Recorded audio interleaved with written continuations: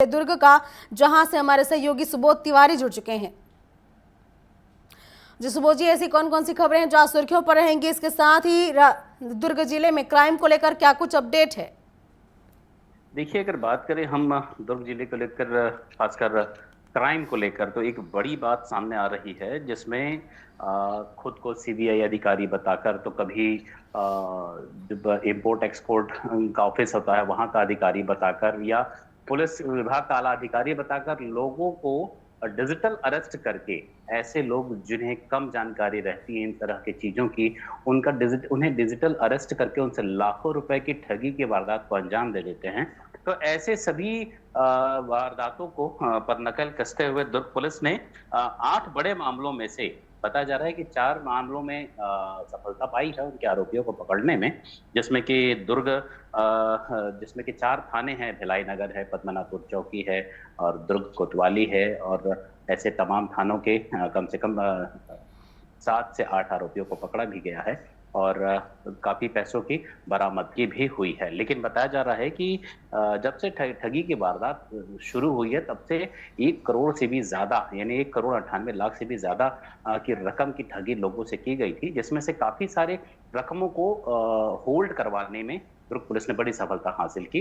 तो एक से एक, हालांकि यह पुलिस जरूर कह रही है कि यह बड़ी सफलता जरूर है, लेकिन साथ ही अपील भी की जा रही है कि इस तरह के झांसे में लोग ना आए, क्योंकि जो खुद अधिकारी है, चाहे वो सीबीआई का हो, चाहे वो इंपोर्ट एक्सपोर्ट डिपार्टमेंट से हो, चाहे वो दुर्ग पुलिस या किसी भी पुलिस विभाग का अधिकारी हो, वह कभी खुद को वीडियो कॉन्फ्रेंसिंग के मार्फत आकर बोलने, पैसा जमा करने के लिए नहीं बोलेगा।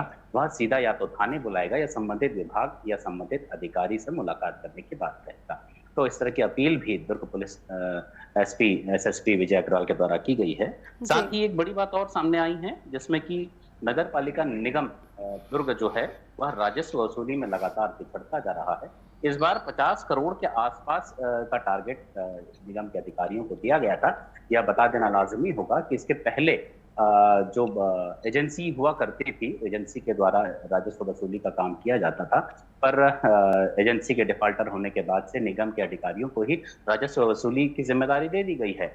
लेकिन अब देखा जा रहा है कि इसमें भी निगम के जो राजस्व विभाग के अधिकारी हैं वो काफी लापरवाही पूर्वक राजस्व की वसूली कर रहे हैं। जो संपत्ति कर है, जो आय व्यय का ब्यौरा सहित तमाम जानकारियों सहित जो व्यावसायिक कर भी लोगों से लेना है वह लेने में लापरवाही बरत रहे हैं। तो ऐसे में निगम आयुक्त के द्वारा एक बड़ी कार्रवाई की गई कि 16 कर्मचारी अधिकारियों के वेतन रोक दिए गए हैं।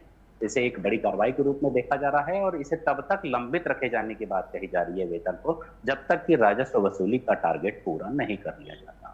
हालांकि अब इसे लेकर भी कई सारी बातें भी सामने आ रही हैं कि निगम आयुक्त के ही हस्तक्षेप की वजह से कई जो व्यापारी हैं या बड़े ऐसे लोग हैं जिनके बड़े निर्माण हैं निगम क्षेत्र में, और उनके हस्तक्षेप की वजह से ही कई बार राजस्व वसूली में परेशानी आती है। जनप्रतिनिधियों का फोन आ जाता है, उसकी वजह से राजस्व वसूली में परेशानी आती है। ऐसी तमाम दिक्कतों के बाद भी अगर 16 कर्मचारी अधिकारियों के वेतन रोक दिए जाएं तो एक बड़ी कार्रवाई के रूप में देखा जाता है। लेकिन इसे एक बड़ी इसे निगम के राजस्व अमले का फेल्योरिटी भी कहा जाएगा, जो राजस्व वसूली में काफी पीछे रह गया है।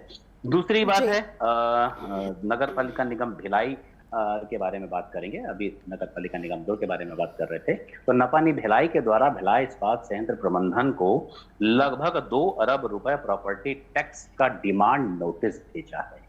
बड़ी बात है कि भिलाई इस्पात संयंत्र के द्वारा पिछले दिनों जो आय व्यय विवरण ब्यौरा के साथ पैसा जमा किया गया था, वह जो 2024-25 की स्व विवरणी होती है उसके तहत मात्र 9 करोड़ 24 लाख 79 हजार रुपए ही टैक्स जमा किए गए।